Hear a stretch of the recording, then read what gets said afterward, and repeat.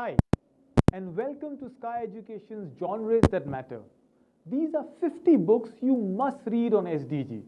Well, I could have done 100 or 500, but I know we don't read. But at least if I can brief you about what these books mean and why are they so valuable in what we do in a SDG program, perhaps you would love just the idea of the books being written, and maybe you can author one or you can pick one and recommend it to your friends. What are SDGs, by the way? So there are 17 goals the United Nations has given. I call them framework sustainable development goals. 169 countries have signed them, have made a promise that we need to make the goals possible by 2030. Well, Greta is doing a great work. Malala is doing a great work. What are you doing about it?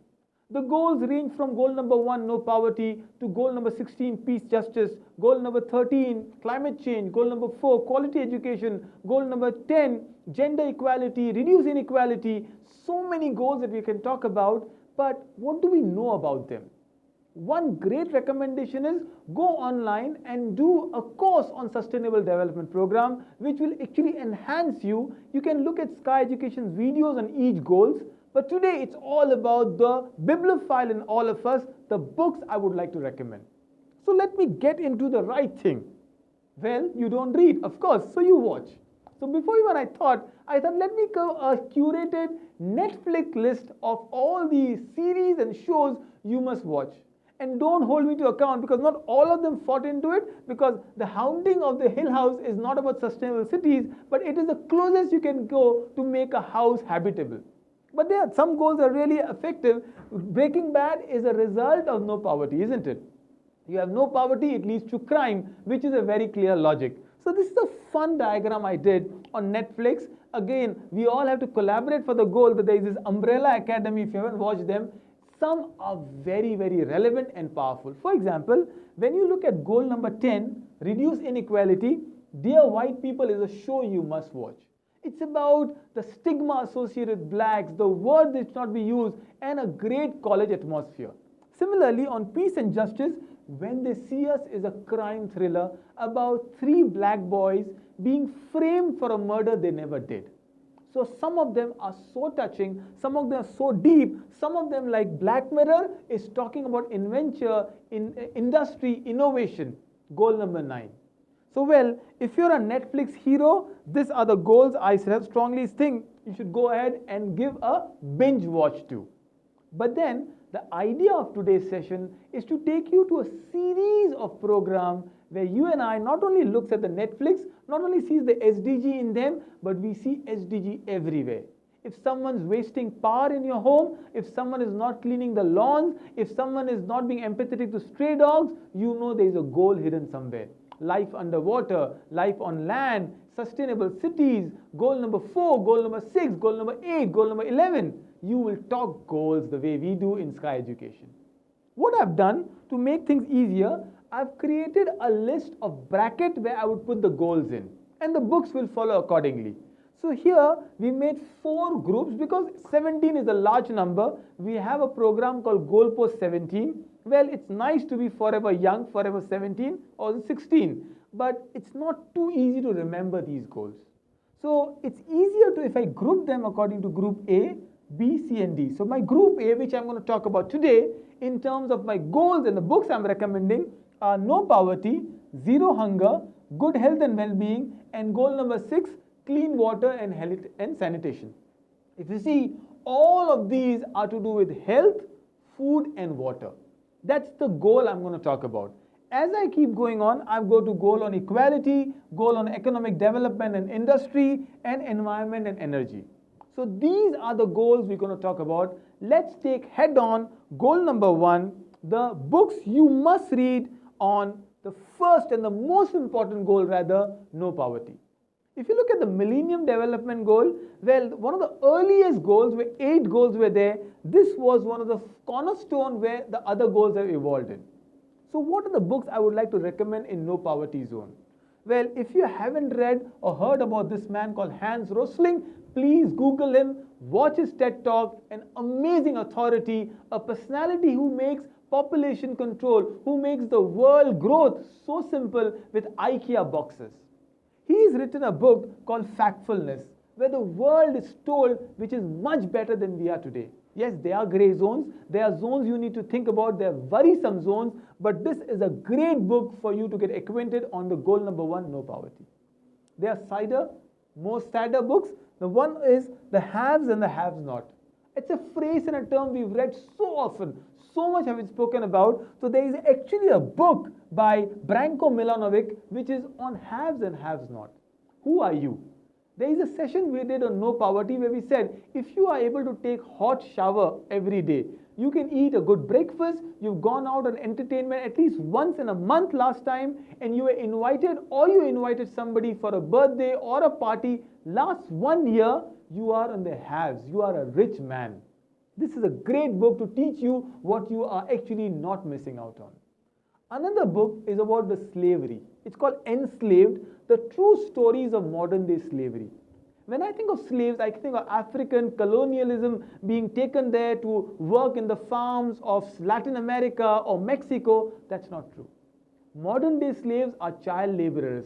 Modern day slaves are prostitutes. Modern day slaves are people who are working at lower wages, not employed well, which also talks about in goal number 10. This is a great book which talks about what the world needs to know. Well, Slumdog Millionaire just showed one highlight in a nice way Who Wants to Be a Millionaire format of a young boy rag to riches story. This is not so poignant, not so bright stories, but stories you and I must listen to. Let me go to the next slide. On no poverty, and I said I'm promising you 50 books, and these is one book on one genre, goal number 1, no poverty. It's Rich or Poor. Very simple book, a lovely book with illustrations, poverty and inequality in today's time. On the theme I spoke about, human trafficking around the world, it's hidden in plain sight. You don't know how immigrants are being taken into. I'm sure the idea of this young boy, Aylan Kurdi, who was lying lifeless on the beach of Greece is very, very true. That's a no poverty. Poverty drives you to crime. Poverty drives you to desperation. Poverty drives you to do things you would otherwise not do. Another book on modern slavery by Siddharth Kara on a global perspective, what is happening to laborers and labor law, which is something you and I should read. I've given a mix of fiction, non-fiction, and some personal recommendation and child reading. Because if you're a librarian in a school, this is a must books for you to hear. And have them, procure them. This is a lovely book. It's a book by Hannah Kai. She and her colleagues have created a square book on 4 main themes. Theme number 1, poverty and hunger. Theme number 2, refugees and migrant. And then what is amazing, it's an illustrated book. And if you look at the book, there's a small half globes or quarter globes all across. If you put the books together, this is how the books look like. So the other part is racism and intolerance and global conflict. This is an entire world that they're showing with barbed wires and people moving, which is an amazing concept to teach children what no poverty is all about. So on that first genre I want to talk about is this picture. It's something you have heard, seen, is a picture when you do Africa or vulture or a wild poor boy, you get this picture. This picture is of a young boy or a girl rather who is almost starving and a vulture is waiting to devour her. This is a Pulitzer-winning picture by a photographer by the name of Jimmy Carter.